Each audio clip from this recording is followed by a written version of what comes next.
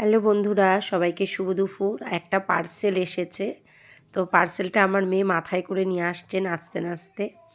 তা আমি মেয়েকে বললাম আমি যাচ্ছি পার্সেলটা আনতে, কারণ আমরা খাওয়া দাওয়া করতে বসেছিলাম। তো পার্সেলটা নিয়ে আসলো, আমি বললাম খাওয়া দাওয়া করে নে, তারপরে পার্সেলটা কাটা হবে। ও তো শুনবেই না, না আমার জন্য পার্সেল এসেছে, আমি কাটবো। এই যে কাঁচিটা নিয়ে এবার কাটতে বসে পড়েছে। বলছে মা, আমার জন্যই কিন্তু পার্সেলটা এসেছে, বলো কি অর্ডার দিয়েছো তুমি বলো। তা আমি বলছি যে তোর জন্য কিছুই আসেনি। বলছে না আমি এক্ষুনি কাটবো। তো এই যে কাটতে শুরু করলো।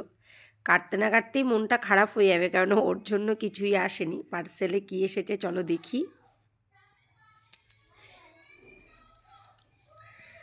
যে আস্তে আস্তে খুলছে আর বলছে যে না পার্সেল তো আমার জন্যই এসেছে।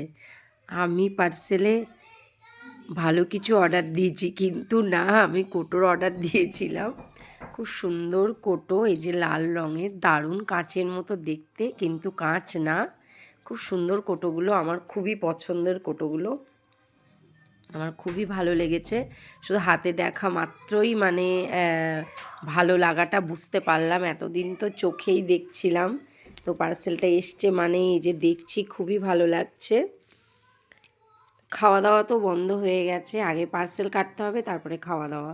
মানে খাওয়া দাওয়া বললাম করে তারপরে পার্সেলটা কাটি, না আগে আমার জন্য পার্সেল এসেছে, আগে কাটতে হবে।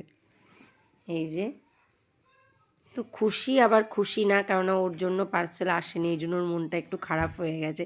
এই মুখটা দেখো কেমন হয়ে গেছে, আর মুখে তো রেগে রেগে বলছে। তো বন্ধুরা, কেমন লাগলো অবশ্যই বলো। টাটা সবাইকে।